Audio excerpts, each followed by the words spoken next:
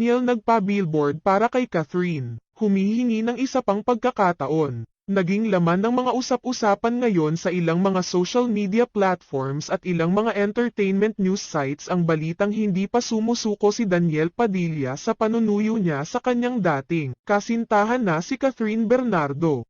Usap-usapan ngayon sa social media ang pagpapabillboard umano ni Daniel Padilla ng mensahe para kay Catherine Bernardo. Kumakalat ngayon sa ilang mga social media platforms ang mga post patungkol sa isang billboard sa C5 na pinaghihinala ang pinagawa ni Daniel Padilla para kay Catherine Bernardo. Mababasa sa nasabing ang mensahe ng pakiusap ng isang nagpakilalang na wag na silang maghiwalay. Buong mensahe na nakasulat na sa billboard, "Wag na tayong mag-break please. Love, D."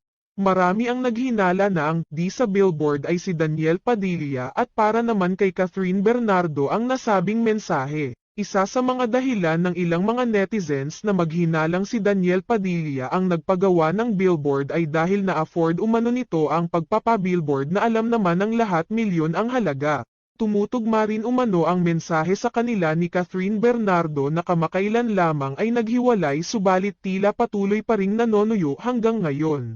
Matatandaan na bago ay unfollow ni Catherine Bernardo si Daniel Padilla ay ilan beses ring namataan ang aktor na nakabuntot at tila pilit na kinakausap ang aktres.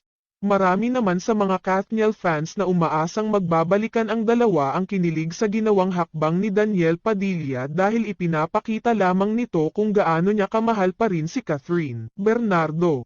Samantala, may ilang mga netizens rin ang hindi naniniwalang si Daniel Padilla ang nagpagawa ng nasabing billboard dahil kung ito nga ay gagamitin nito ang kanyang buong pangalan. Iginiit rin nila na maraming di sa Pilipinas na kayang magpa-billboard kung gugustuhin. May mga nagsasabi naman at nagpapayo kay Daniel Padilla.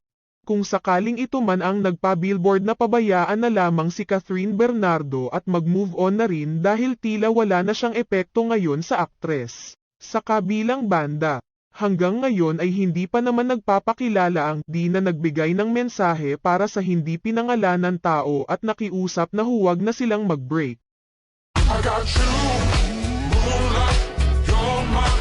Daniel nagpa-billboard para kay